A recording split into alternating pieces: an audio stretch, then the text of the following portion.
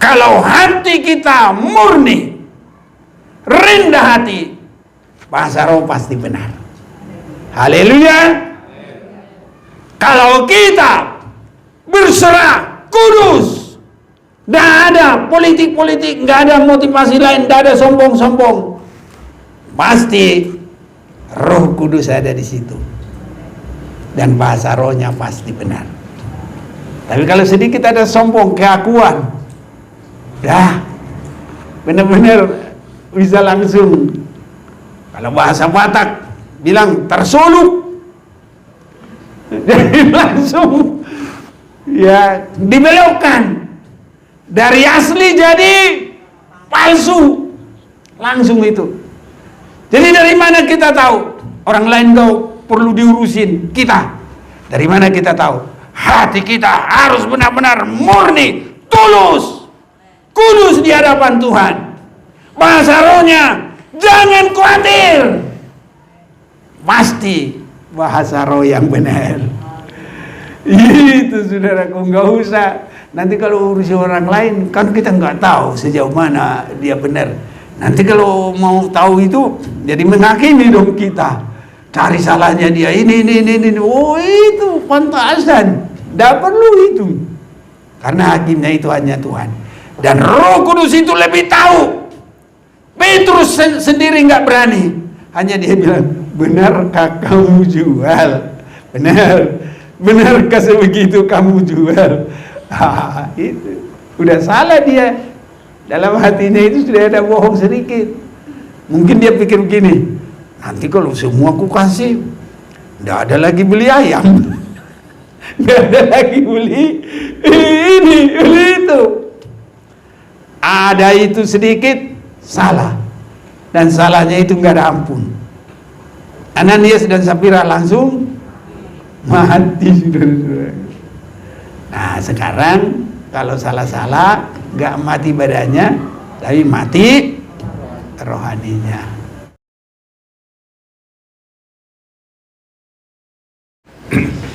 Salam dalam kasih Tuhan kita, Tuhan Yesus Kristus. Kita bersyukur saat ini Tuhan masih beri kesempatan bagi kita beribadah. Dan saat ini kita akan bersama memperhatikan firman Tuhan yang tertulis dalam Alkitab kita dari Kisah Para Rasul 2.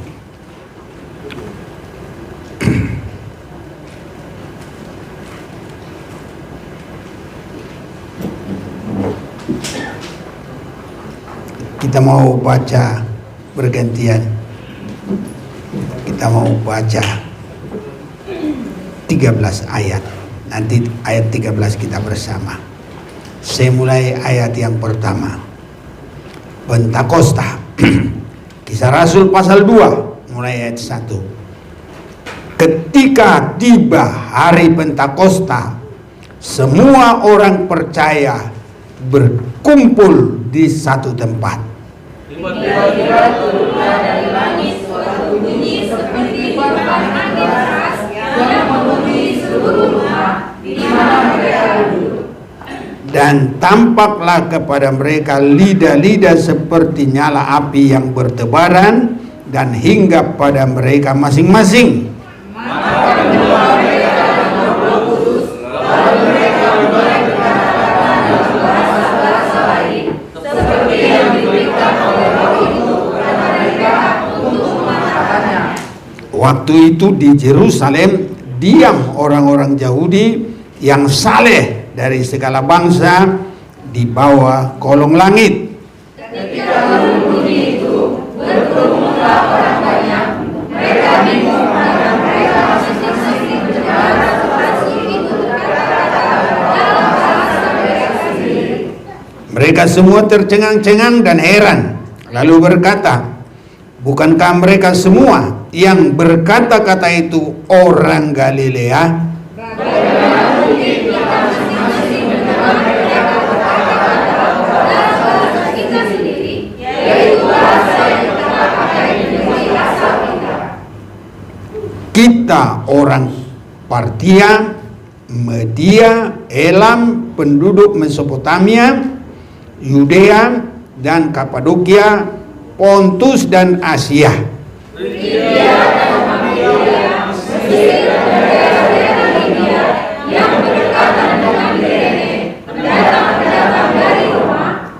Baik orang Yahudi maupun penganut agama Yahudi, orang Kreta dan orang Arab, kita mendengar mereka berkata-kata dalam bahasa kita sendiri tentang perbuatan-perbuatan besar yang dilakukan Allah. Mereka semuanya bercakap dan sangat bangga sambil berkata seorang pada yang lain, apakah artinya ini? Bersama kita. Tetapi orang lain menyindir, mereka sedang mabuk oleh anggur manis. Saudara-saudaraku, memang setiap ada kegerakan rohani, ada saja yang tidak senang. Tapi mudah-mudahan semua kita adalah orang yang ada di dalam berkat itu. Nah, jadi yang diberkati Tuhan, itu kita. Kalau orang menyindir terserah dia. Kalau orang bilang palsu, ya mabuk, itu urusan dia. Satu perkara, di dalam masa Roh Kudus, penyerahan kepada hati nurani yang baik itu harus ada pada kita. Ini saudara-saudaraku. Jadi Pentakosta ini adalah hari turunnya Roh Kudus. Jadi ada orang-orang percaya berkumpul di satu tempat, dan ini di satu tempat di loteng di Yerusalem. Mereka berdoa sudah 10 hari. Jadi hari ke-50 itu dari kebangkitan Yesus dari kematian. Ya, dan sesudah itu Yesus menampakkan diri 40 hari bahwa dia hidup, tidak bisa dibantah. Dia bukan disamarkan, memang dia hidup. Kalaupun mahkamah agama ingin menutupi kebenaran itu, tapi tetap tidak bisa ditutupi. Mungkin hanya sekitar sebentar bisa tertutupi, tapi Yesus berjalan terus. Bukti dia bangkit, menyatakan diri 40 hari, dan semua apa yang menjadi kebohongan itu tidak bisa lagi dipertahankan. Walaupun sampai saat ini ada juga yang selalu menjadikan itu serangan kepada iman orang Kristiani. Ya boleh, silakan. Tapi satu perkara, kita juga harus mengalami kuasa kebangkitan itu. Dan kuasa kebangkitan itu adalah kita bisa bersaksi satu kehidupan yang baru, yang lama sudah bersama dalam kematian Yesus. Dan kalaupun kita hidup ini sekarang adalah hidup yang baru. Saudara-saudaraku, itu sebabnya setelah menyatakan diri 40 hari, mereka menunggu dengan setia terus, dan mereka akhirnya mengalami dipenuhi dengan Roh Kudus, turun Roh Kudus hari Pentakosta.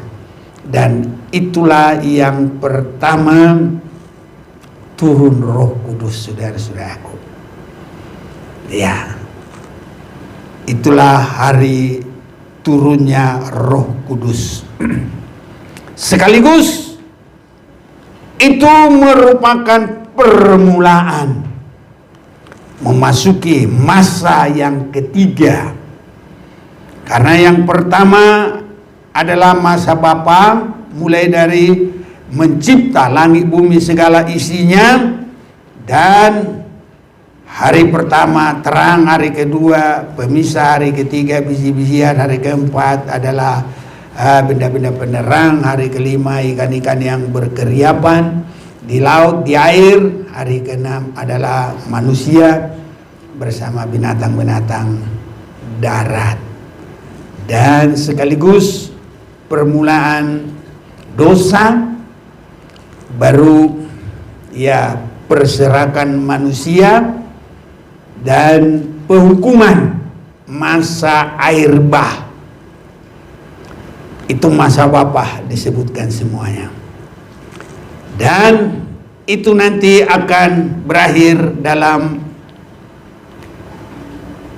Allah itu memanggil Abraham dari Ur Kasdim, dan tidak berapa lama lagi Abraham punya anak dan mempersembahkannya di Gunung Moria. Mulai saat itu disebut ada tanda darah. Itu adalah masa anak.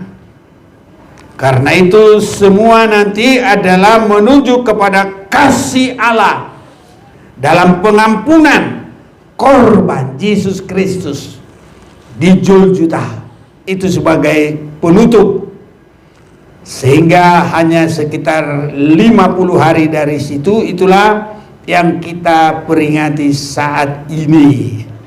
Dan di saat yang terakhir ini adalah juga sudah harus berkembang hasil. Kalau pada yang pertama awal permulaan, pada yang kedua, masa kedua, kasih Allah dinyatakan dalam penebusan, tapi dalam masa yang ketiga ini adalah masa penentuan dan masa penggenapan seluruh Alkitab, dan juga masa perjuangan akhir, baik gereja, baik juga setan iblis. Nah, ini saudara-saudaraku, pada masa kita yang ketiga ini perjuangan daripada iblis juga. Dan sebagai puncak mereka nanti adalah pada masa antikris. Ini saudara-saudaraku, Allah tahu itu semua, dan Allah memberikan kepada kita hal-hal yang baik. Sehingga seperti kita nyanyi tadi, apapun yang terjadi semua baik. Ya, jadi kalau kita menyanyi semua baik, harus tingkatkan lagi pengertian. Semua baik dalam kejahatan setan sekalipun, dalam banyaknya ujian, dalam terjadinya semua malapetaka di bumi. Tapi kita menyanyi, semua baik, sungguh teramat baik, apa yang kau perbuat di dalam hidupku, semua baik, sungguh teramat baik, kau jadikan hidupku berarti. Nah, ini semua baik dalam Wahyu 22 ayat 11. Yang jahat bertambah jahat, yang cemar bertambah cemar. Biar itu terjadi bagi kita, tetap ada yang baik, semua baik bagi kita. Itu di luar, tapi kita tetap semua baik. Amin, saudaraku. Nah, ini kesulitan-kesulitan bagi hidup manusia yang teramat sulit Tapi di dalam semua itu Tuhan jadikan yang terbaik bagi kita. Semua baik. Tabiat manusia yang jahat bertambah jahat. Tapi kita masuk di dalam mulai lahir baru. Yang lama sudah berlalu. Berjuang terus. Yang baru sudah datang. Hari-hari dibaharui. Berjuang terus. Amin, saudaraku. Berjuang terus sampai tidak bercacat celah. Jadi di zaman yang ketiga ini harus terwujud, saudaraku. Jadi wujud dari kesempurnaan kelihatan dalam zaman yang ketiga ini. Wujud dari kejahatan memuncak juga sudah. Wujud daripada setan. Ini di sini semua. Tetapi kita semua baik. Sampai tidak bercacat celah. Tidak ada kekurangan.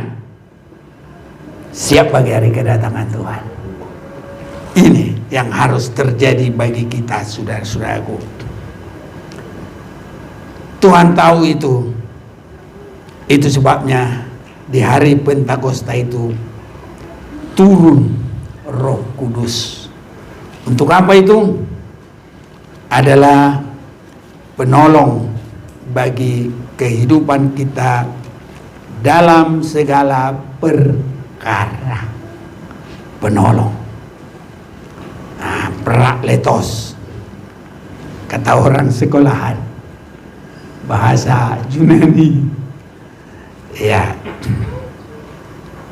Yohanes 14 ayat 16, aku akan minta kepada Bapa dan Ia akan memberikan kepadamu seorang penolong yang lain supaya Ia menyertai kamu selama-lamanya, mulai dari pencurahan itu sampai Tuhan Yesus datang, bahkan sampai mempertemukan kita dengan Yesus mengantar laki-laki seperti Eliezer pergi untuk menjumpai seorang yang jadi mempelai bagi Ishak, dan sesudah ketemu dan perempuan itu juga penurut, saudara-saudaraku, tidak ada menolak, tidak susah-susah, ya, malah mulai dari mendukung, membantu Eliezer untuk apa?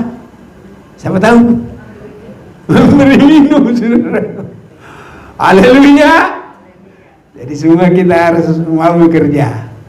Tidak boleh yang malas-malas. Itu mempelai Tuhan.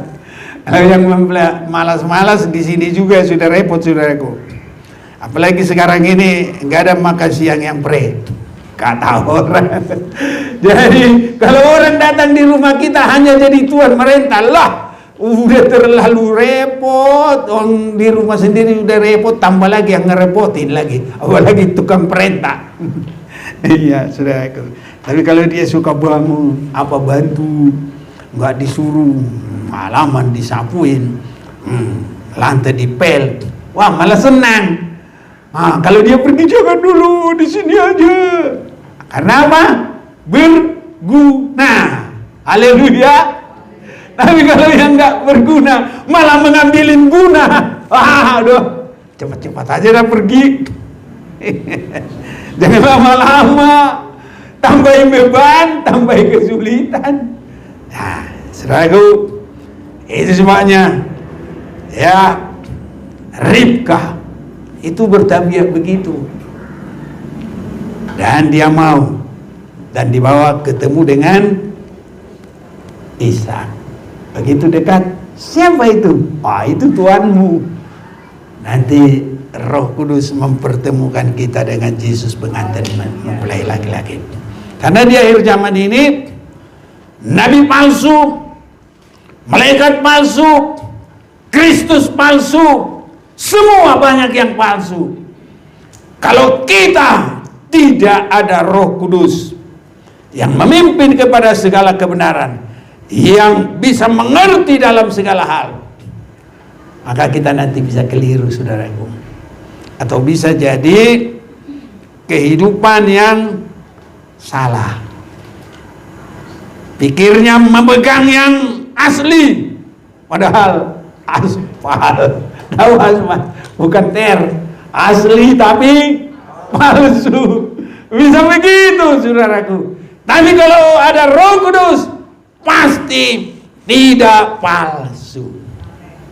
Tepat. Jadi makanya Eliezer bawa Ribka tepat kepada Ishak. Roh Kudus bawa kita tepat kepada Yesus mempelai surga yang akan datang.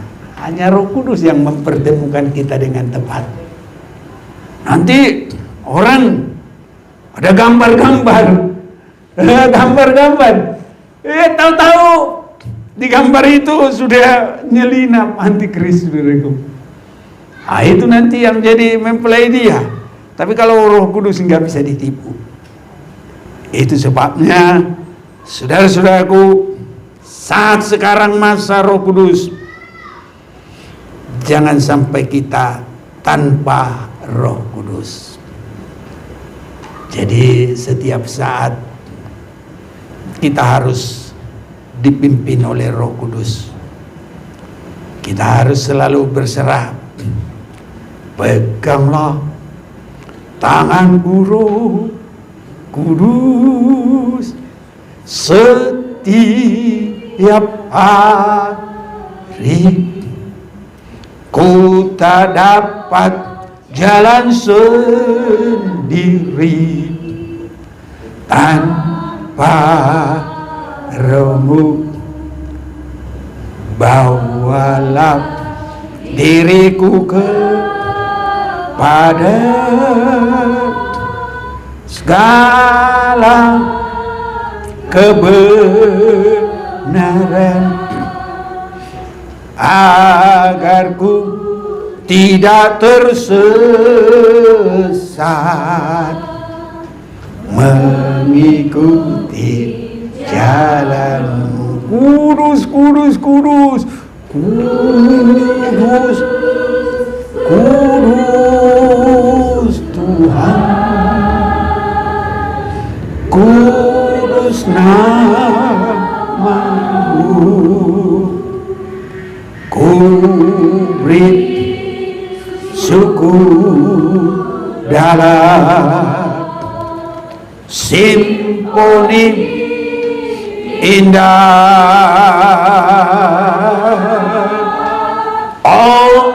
ajaib, ajaib Tuhan, ajaib nama-Mu, nama yang beri menang, Yesus namanya.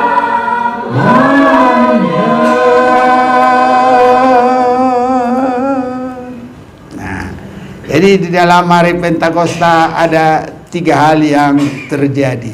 Ayat yang kedua, Kisah Rasul 2 ayat 2. Tiba-tiba turunlah dari langit suatu bunyi seperti tiupan angin keras yang memenuhi seluruh rumah di mana mereka duduk.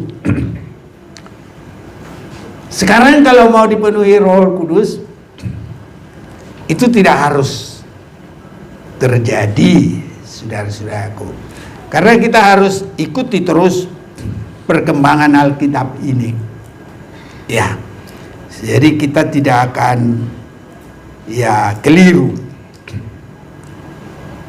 Jadi bunyi yang seperti tiupan angin keras itu nanti di tempat ada turun Roh Kudus tidak harus seperti itu lagi. Berarti itu tidak seterusnya harus ada. Nah, baru yang kedua ayat 3. Dan tampaklah kepada mereka lidah-lidah seperti nyala api yang bertebaran dan hinggap pada mereka masing-masing. Ini, saudara-saudaraku, kehadiran Roh Kudus, kehadiran Allah ada seperti api. Waktu Musa terpanggil memimpin bangsa Israel, itu juga dia lihat dan dia heran. Ada api, tapi semak-semak tidak terbakar. Karena api itu bukan api yang menghanguskan, tapi api yang mengherankan. Jadi itu membakar dosa-dosa, juga memberi semangat. Ini kalau kita boleh baca itu sebentar, kehadiran Allah.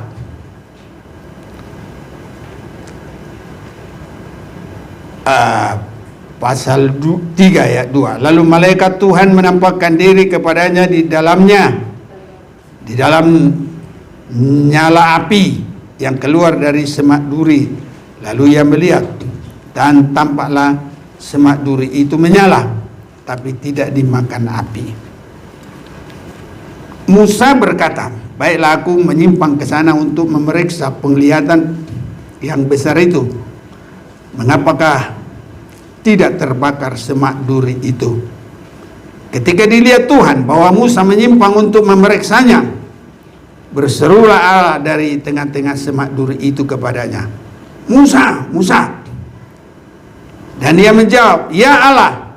Lalu ia berfirman, jangan datang dekat-dekat, tanggalkanlah kasutmu dari kakimu, sebab tempat di mana engkau berdiri itu adalah tanah yang kudus. Jadi api itu adalah penglihatan yang hebat. Jadi pada dulu kadang mereka berkata Tuhan itu malaikat, tapi Allah sendiri berfirman bahwa keberadaan itu adalah Allah. Ini saudara-saudaraku, karena dulu perkataan malaikat itu juga adalah sangat tinggi. Ya. Dan kalau untuk lebih sekarang ini, perkataan malaikat itu sudah dijabarkan lebih banyak. Nah, 7 gembala jemaat di dalam kitab Wahyu itu juga disebut malaikat jemaat, karena pemelihara jemaat itu bertanggung jawab di jemaat itu, dan itu juga yang melayani jemaat itu. Jadi dari bahasa-bahasanya di dalam pekerjaannya lebih meluas lagi. Tapi dulu pandangan bangsa Israel atau umat Tuhan pada saat itu, malaikat itu ya Allah juga. Nah, tapi kita enggak terlalu di situ. Jadi di dalam turunnya Roh Kudus ada suara seperti angin, ada api. Iya. Nah, baru yang ketiga, ayat yang keempat, maka penuhlah mereka dengan Roh Kudus, lalu mereka mulai berkata-kata dalam bahasa-bahasa lain seperti yang diberikan oleh Roh itu kepada mereka untuk mengatakannya. 3 inilah sebagai pencurahan roh yang pertama. Tapi di hari kemudian bunyi seperti tiupan angin ini enggak ada lagi, tidak harus. Nyala api tidak harus. Tapi yang selalu ada adalah berbahasa roh.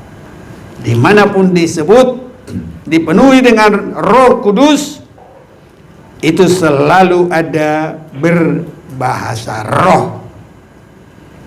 Mari kita mau baca juga selanjutnya kepada keluarga Cornelius yang bukan orang Yahudi. Kisah Rasul pasal 10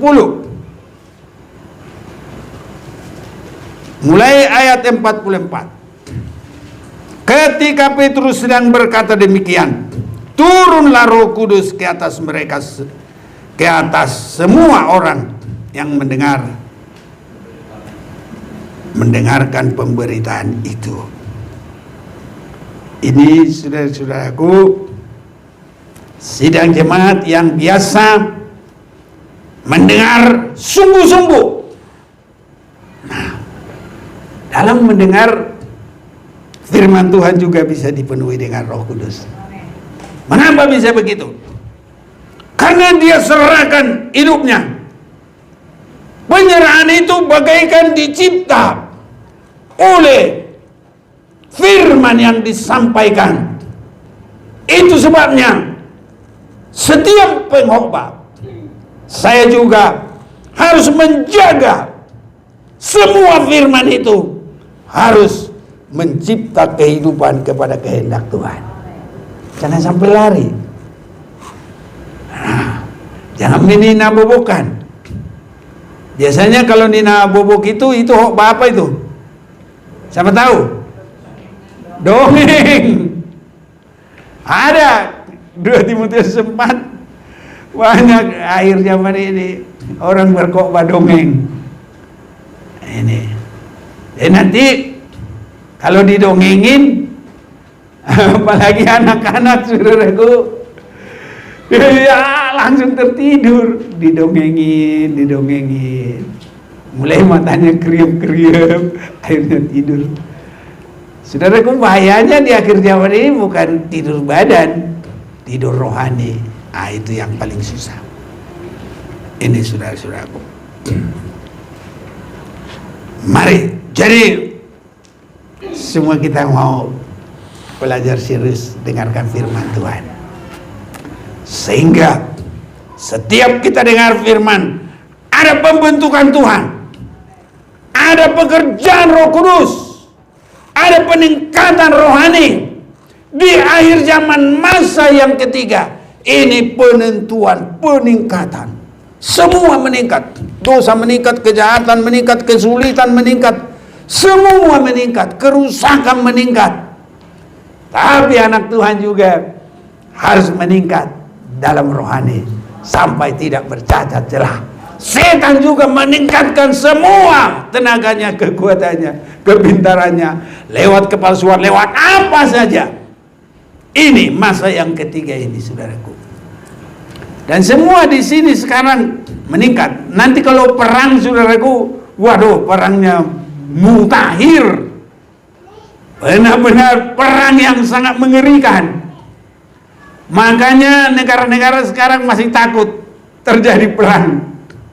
Karena nanti akan masing-masing senjatanya juga bukan senjata mainan. Kalau dulu senjatanya senjata bedil babi hutan. Kalau sekarang nuklir, senjata biologi, bisa tidak rusak. Tadi malam tidak rusak tanam-tanaman, tapi hanya merusak manusia. Manusia juga nggak boleh mati, hanya tersiksa. Itu tadi malam hari berapa?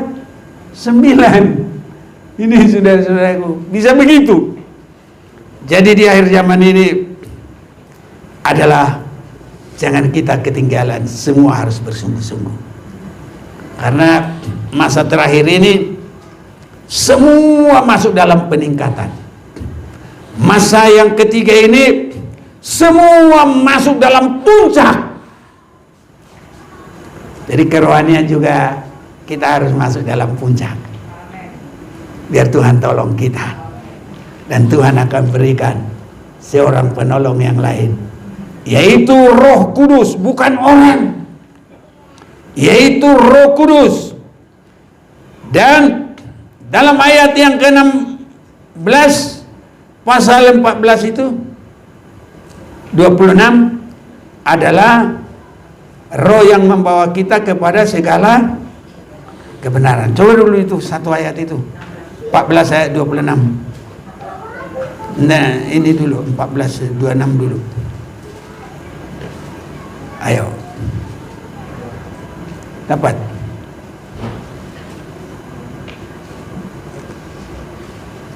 Enggak ada. Yohanes 14 ayat 26. Ya.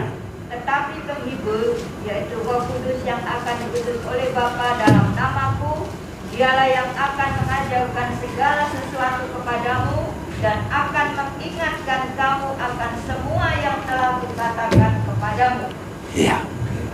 Jadi mengajar kita kepada segala kebenaran dan mengingatkan semua perkataan Tuhan supaya gereja masuk dalam tingkat rohani puncak.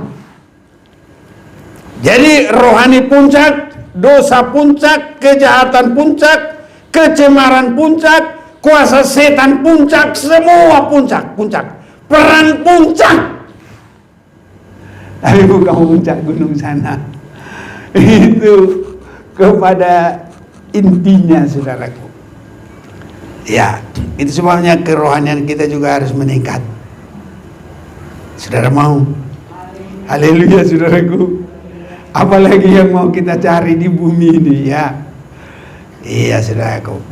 Dan sambil kita cari itu, yakinlah, cari dahulu kerajaan surga dengan kebenarannya, maka semuanya akan ditambahkan. Jangan khawatir, saudaraku. Jadi, wah, nggak makan sate lagi, boleh.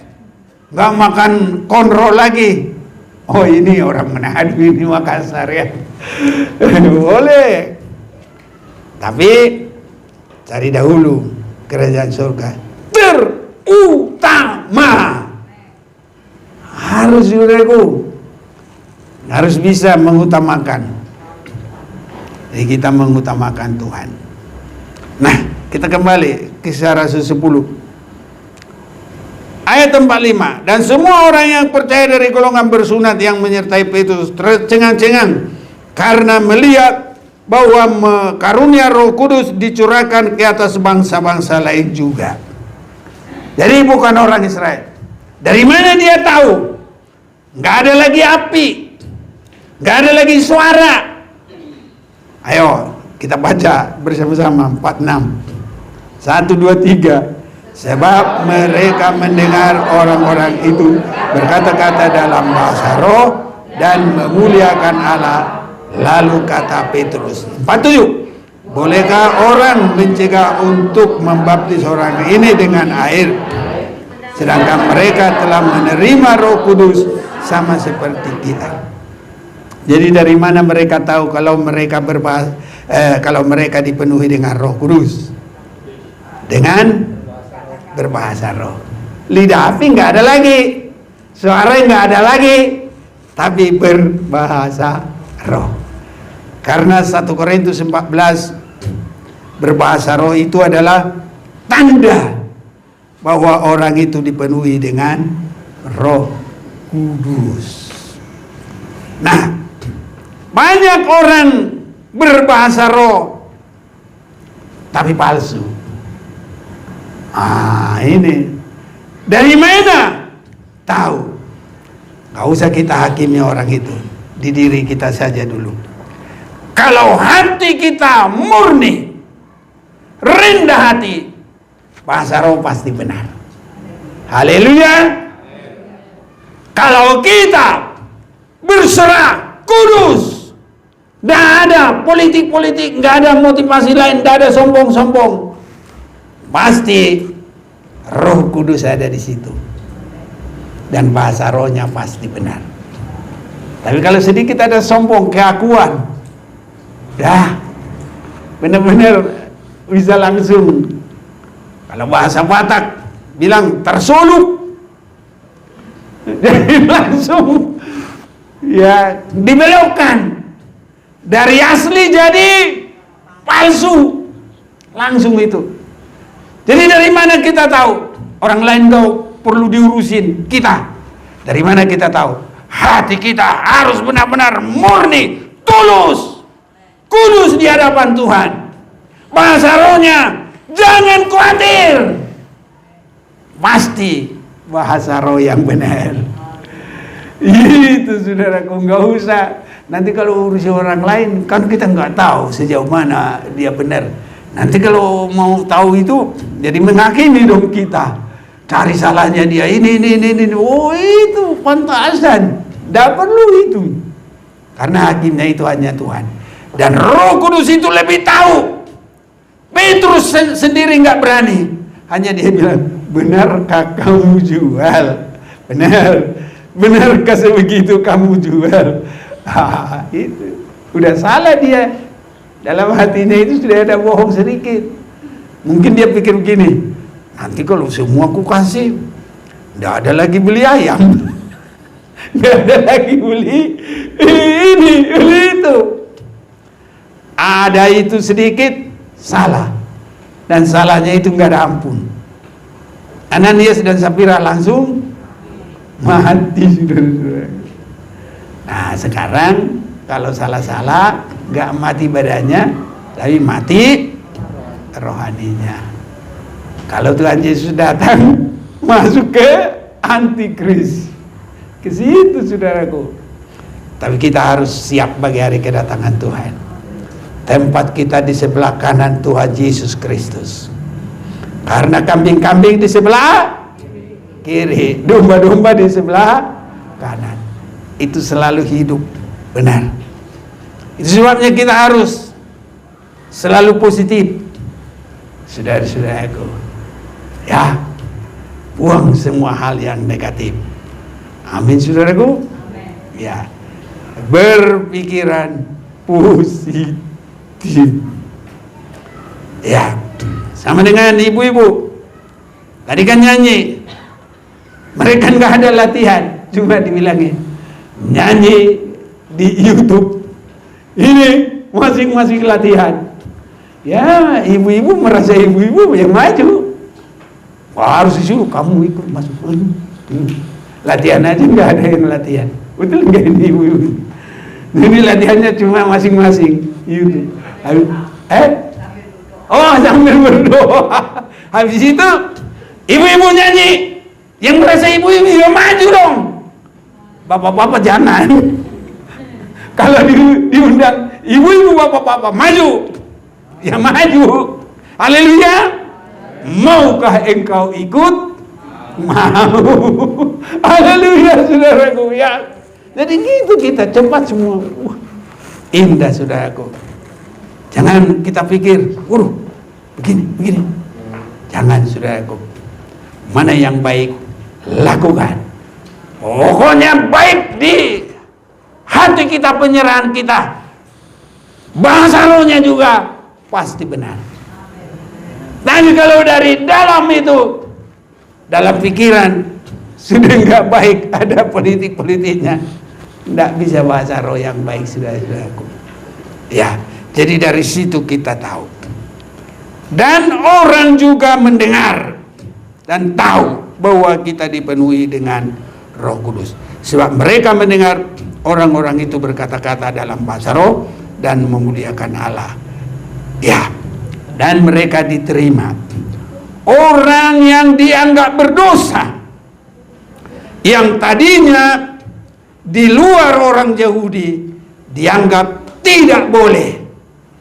Tapi karena Kornelius ini bersama keluarganya, terus dengan hati yang tulus, nggak peduli macam-macam, Tuhan lengkapi dia. Dan Tuhan utus Petrus ke sana. Dan inilah yang terjadi di luar bangsa Israel. Orang dipenuhi dengan Roh Kudus. Tidak ada lidah api, tidak ada suara angin, tapi yang ada adalah berbahasa roh. Ini saudara-saudaraku. Untuk apa itu? Penolong dalam semua menghadapi kesulitan sampai menghadapi antikris. Ini saudaraku. Karena di zaman yang ketiga ini, zaman roh ini, di situ antikris dengan segala kepalsuannya, cara tipunya apa semuanya. Tapi kalau kita dipenuhi dengan Roh Kudus, lebih besar yang ada di dalam kita dari semuanya itu. 1 Yohanes 4.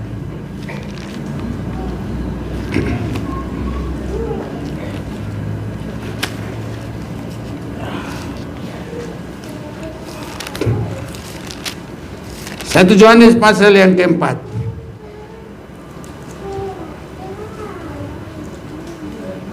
Ya, kita baca saja mulai dari ayat 1 ya. Saudara-saudaraku yang kekasih, janganlah percaya akan setiap roh, tapi ujilah roh-roh itu apakah mereka berasal dari Allah.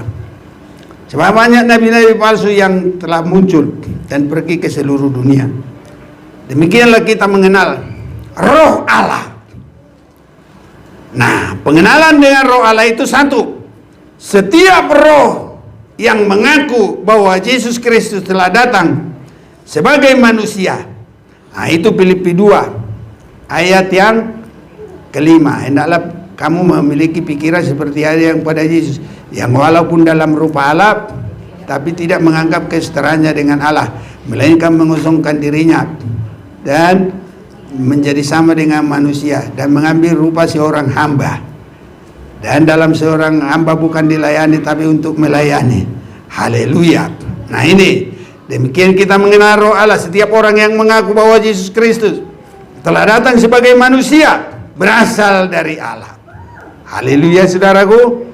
Dan setiap roh yang tidak mengaku Yesus tidak berasal dari Allah. Roh itu adalah roh Antikris. Dan tentang dia telah kamu dengar bahwa ia akan datang, dan sekarang ini ia sudah ada di dalam dunia. Jadi adakah Antikris di sini? Banyak. Bahkan bahasanya banyak. Bukan ada, banyak. Tapi apa perlu takut? Ngapain takut? Kenapa? Ayat yang keempat bersama kita baca. 1, 2, 3. Kamu berasal dari Allah, anak-anakku, dan kamu telah mengalahkan nabi-nabi palsu itu. Sebab roh yang ada di dalam kamu lebih besar daripada roh yang ada di dalam dunia. Jadi kalau kita dipenuhi dengan Roh Kudus, itu lebih besar dari semua roh yang ada di dunia. Bahkan bisa mengalahkan Antikris. Haleluya. Nabi-nabi palsu itu Antikris. Iya. Sangat rugi, saudaraku. Makanya berdoa. Tapi kalau berdoa minta Roh Kudus harus benar-benar murni.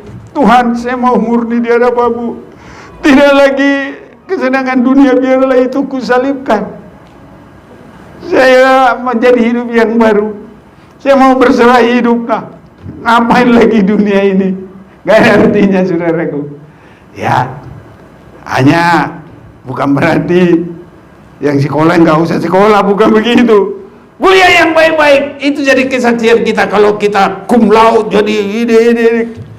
Nanti mana tahu Tuhan berkati semuanya, ya. Yang muda-muda meningkat. Kalau pegawai top. Nah, kalau dia bisa, ya nanti kalau pilkada ada yang bupati, ada yang gubernur, nggak ada yang mustahil. Nah, kan jadi kesaksian. Mudah nanti semua, saudaraku. Lebih besar yang ada pada kita daripada yang ada di dunia ini. Jadi mereka berasal dari dunia, sebab itu mereka berbicara tentang hal-hal dunia, dan dunia mendengarkan mereka. Kami berasal dari Allah. Amin, saudaraku. Kita berasal dari Allah. Amin. Nah, barang siapa mengenal Allah, ia mendengarkan kami. Jadi kita harus sehati semuanya, saudara-saudaraku. Barang siapa tidak berasal dari Allah, ia tidak mendengarkan kami. Itulah tandanya roh kebenaran dan roh yang menyesatkan. Jadi roh penolong memimpin kita, memampukan kita hidup rohani. Roh penolong itu membawa kita melewati semua kesulitan alam. Roh Kudus itu juga akan menguatkan kita mengalahkan nabi-nabi palsu. Bahkan itulah antikris. Nah, itu sebabnya saudaraku, harus kita sampai dipenuhi dengan Roh Kudus. Yesus berkata kepada murid-muridnya, jangan pergi kemana-mana sebelum kamu dipenuhi dengan roh yang dijanjikan itu.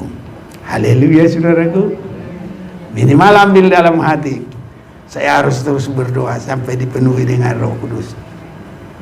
Boleh terjadi tetap kerjakan pekerjaan yang sekolah-sekolah, ya nanti pulang sekolah berdoa dulu dipenuhi dengan Roh Kudus.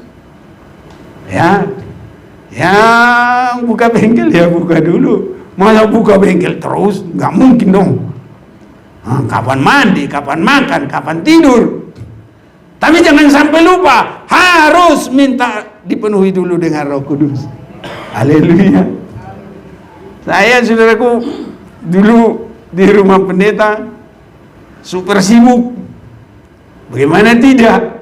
Saya seorang pemuda kerja setengah hektar sawah, BABI puluhan ekor, cari makannya, cari dedaknya, cari di sana apa namanya. Aduh, ingat itu, gatalnya tungir, gatalnya rodang, gatalnya nyamuk, kumpullah semua. Ya, gatalnya apa itu sampai hancur di sini karena jauh mikulnya. Wah, begitu saudaraku. Ya, pendetaku bilang, Manit, kalau kamu belum dipenuhi dengan Roh Kudus, kamu nggak dikirim lagi. Aduh Tuhan, sudah 2 tahun. Mau berapa tahun saya mau di sini terus ini di pohon rambung sama berteman sama nyamuk-nyamuk ini, sama di sawah ini terus. Jadi saya kalau ngambil kayu, siap ikat, sandar di pohon, berdua di hutan, goyang di hutan. Ya. Kalau di sawah, berdua di sawah, pokoknya di mana saja berdua. Akhirnya Tuhan tidak permalukan saudara-saudaraku. Ya, dan pada waktunya saya dikirim. Makanya kita sampai ketemu sekarang di sini. Kalau enggak dikirim, kan ketemu di sini saudaraku. Ya, itulah pengalaman saudaraku. Jadi semua kita berusaha untuk dipenuhi dengan Roh Kudus. Pasti Tuhan tolong. Jadi Roh Kudus itu menolong kita di dalam segala hal. Tadi malam sudah disampaikan juga, kita menghadapi iblis yang memuncak di dalam geramnya. Jadi puncak dosa, puncak kejahatan, puncak kerusakan bumi, puncak semuanya, termasuk puncak kegeraman dari setan, dari iblis.